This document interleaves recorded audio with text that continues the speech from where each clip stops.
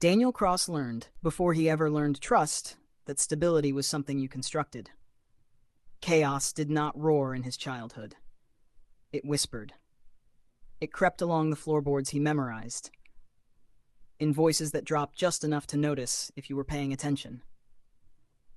He survived by observing, by staying still, by compressing everything into quiet.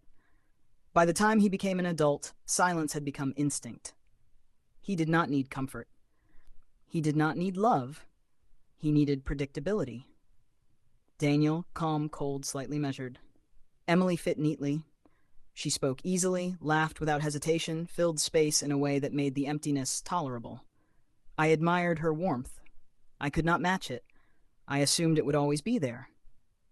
I assumed permanence was a given. I was wrong. Emily, reflective, tense, slow breathing. I loved him once for his quiet steadiness. I believed in him. I believed that showing up every day, paying the bills, raising our children, that was love. But silence is dangerous. I tried to fill it. I spoke. I reached for him. But he met words with logistics. Touches became mechanical. Nights grew quiet. Over time, I learned which parts of myself were invisible to him, and I stopped offering them. Loneliness crept in. I told myself this was normal, that marriage matured into quietude, but I lied. I needed to be seen. Mark, confident, self-justifying, I wasn't crossing lines. I told myself that. I was helping, present. I saw her, really saw her in ways he never did. Daniel was emotionally limited. He always had been. I believed my perception made me essential. I justified everything. I told myself he didn't know how to feel, so I could step in. It didn't feel like betrayal. Not yet. Daniel began noticing deviations. Phone usage. Conversations ending abruptly.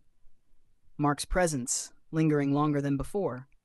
He did not confront. He did not accuse. He observed. Every night he reviewed records, timelines, patterns. Each confirmation did not provoke anger. It removed emotion. He did not think, this is betrayal. He thought, this explains the system failure. Emily mistook his silence for indifference. Mark mistook it for weakness. Both were wrong. I convinced myself the affair was temporary. Separate from everything that mattered, children, home, life. I was wrong. His quiet was not absence. It was containment. Mark, disbelief creeping in. I convinced myself Daniel would never notice, that he was incapable of intensity. I was wrong. Months passed.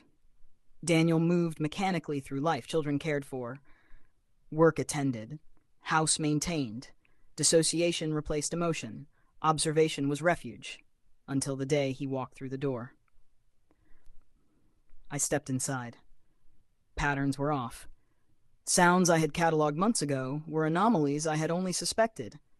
I did not register shock. I registered facts. Every detail confirmed my observations, my calculations. The room was no longer walls and furniture. It was evidence. Emily panicked, controlled breaths.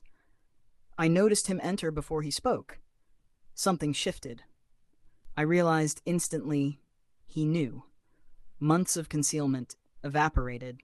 The quiet man I misread was fully present. I tried to speak. Words failed me. My assumptions about him were catastrophically wrong. Mark, disbelief. I froze. My perception of him incomplete for 15 years. I had believed him passive, limited. I had misread silence as weakness.